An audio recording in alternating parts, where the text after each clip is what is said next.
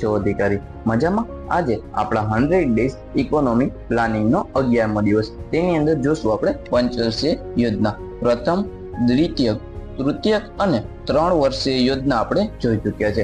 આજે જોશું આપણે ચોથી પંચવર્ષીય યોજના. તેનો સમયગાળો છે 1979 થી 1974. તેનો મુખ્ય ઉદ્દેશ હતો સ્થિતિ સાથે વિકાસ અને આત્મનિર્ભરતા. તેનો ડ્રાફ્ટ તૈયાર કરી ગયેલ હતો DR ગાડગીલ દ્વારા. તેનું મોડલ છે લિયોટિકના આવક જાવકના મોડલ પર આ યોજના આધારિત હતી. જુલાઈ 1969માં પ્રથમ વખત 14 બેંકોનું રાષ્ટ્રીયકરણ કરવામાં આવેલું હતું. તે હતું પ્રથમ વખત. સામાજિક ન્યાય ને મહત્વ આપવા માટે MRTP કાયદો પણ આ જ પંચવર્ષીય યોજના દરમિયાન આવ્યો હતો.